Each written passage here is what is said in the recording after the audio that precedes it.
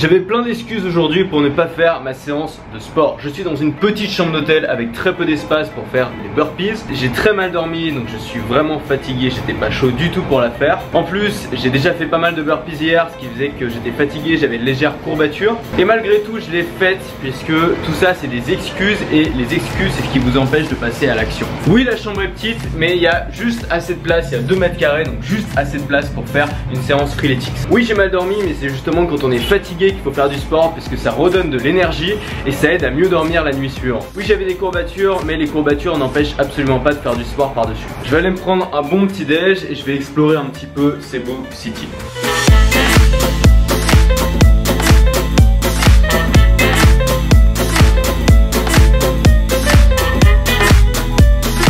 Aux Philippines, il y a pas mal de SDF, il y a pas mal de gens qui dorment dans la rue. Et c'était pas le cas en fait, enfin, je me suis aperçu du coup que c'était pas le cas ni au Sri Lanka, ni en Malaisie, ni en Thaïlande. Et c'est vraiment propre aux Philippines.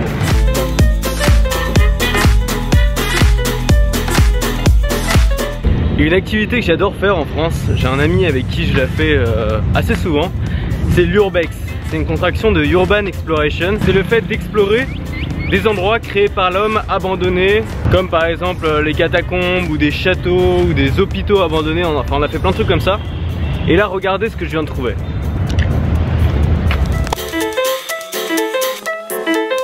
Là, si j'étais en France, ce serait juste le spot parfait. Je voulais vous parler un petit peu de la culture aux Philippines.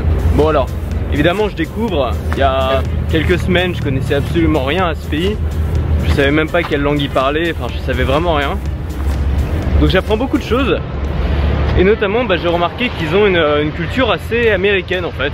Ils s'inspirent beaucoup des Américains. Et pas seulement dans la culture et dans la vie quotidienne, mais aussi dans la politique par exemple. J'ai lu que leur système gouvernemental était calqué sur celui des États-Unis. Les médias aussi, ça se ressemble beaucoup si vous regardez la télé. Alors déjà vous avez les chaînes américaines qui sont présentes sur la télé locale, mais vous avez aussi la télé locale qui s'inspire beaucoup de la culture américaine. Et alors tout est en anglais. En fait ici il y a plein de petites langues aux Philippines et tout dépend de l'endroit dans lequel vous êtes aux Philippines. Du coup il y a une langue globale qui est l'anglais. Et que ce soit dans les médias, à la télé ou les panneaux de signalisation, tout ce qui est officiel, c'est écrit en anglais. Du coup ils parlent très bien anglais, ils ont accès aux médias américains, ils ont moyen de les comprendre. Et ça se ressent vraiment dans la culture, dans la façon de parler des gens, dans la façon de vivre. Il y a énormément de fast-food ici et je pense que c'est lié à cette culture justement. Oui, c'est un pays aussi d'origine chrétienne. Je crois que 98% de la population est chrétienne, ce qui joue aussi dans la culture. Alors c'est vraiment étonnant, c'est pour ça que c'est intéressant de voir plusieurs pays parce que voilà, j'étais en Asie du Sud, j'ai vu 4 pays et les 4 sont totalement différents. Le Sri Lanka et la Thaïlande sont principalement bouddhistes, la Malaisie est principalement musulmane, ici c'est principalement chrétien, les cultures sont assez différentes. Mais on remarque quand même évidemment des similitudes entre ces pays. On peut pas dire qu'on connaît l'Asie du Sud-Est si on a vu 1 ou 2 pays, il faut vraiment tous les faire. Parce que chaque pays a ses distinctions. La France n'a pas exactement la même culture que l'Allemagne, qui n'a pas exactement la même culture que l'Espagne, même si évidemment on a des points communs.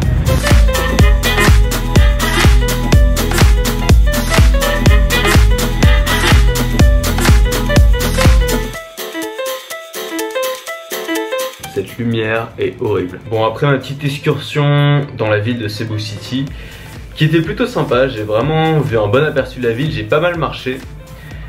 Mais il faisait très chaud en fait, il était 13h30, c'était pas forcément le meilleur moment pour sortir. J'ai eu un gros coup de fatigue après donc je suis revenu. Je me suis formé, c'est ce que je fais en fait ici quand je suis fatigué, quand j'ai pas envie de sortir, c'est je me forme. J'ai regardé des vidéos de The Family, j'ai commencé la biographie d'Elon Musk en français. Elle est sortie en français il y a quelques mois seulement et généralement je les livre en anglais parce qu'ils sont pas dispo en français. S'ils sont dispo en français, je les lis en français parce que c'est plus rapide tout simplement, surtout un gros pavé comme ça. Et j'ai aussi démarré le livre audio Le charme discret de l'intestin.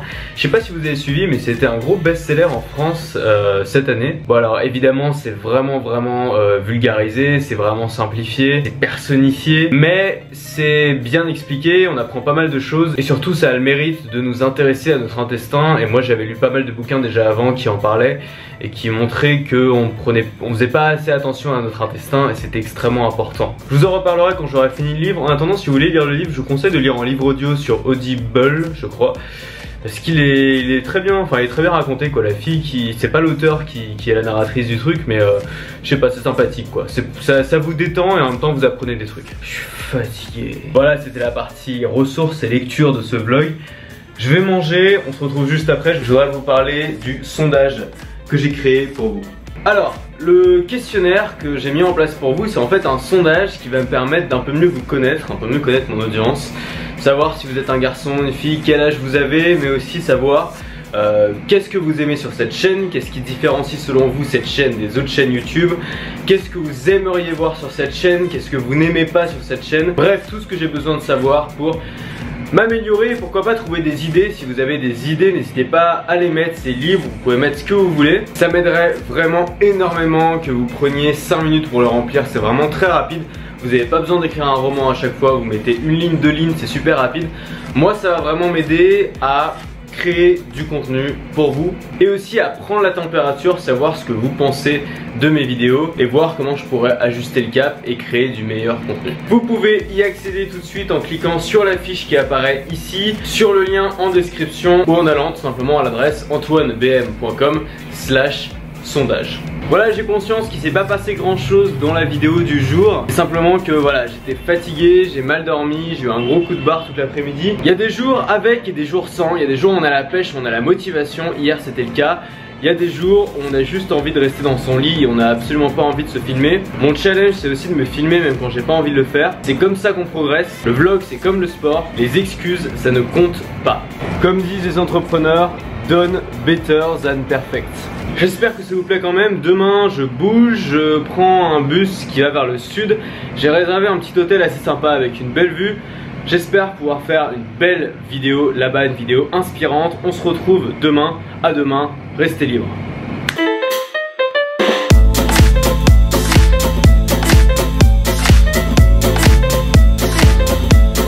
Quand on pense qu'il ne s'agit que de faire face à une petite portion de frites ou à une simple pomme. Mais c'est justement sur cette disproportion que s'appuie le processus en œuvre dans nos bedaines. Nous nous grandissons pour réduire en petits morceaux tout ce qui vient de l'extérieur, jusqu'à ce que les fragments soient assez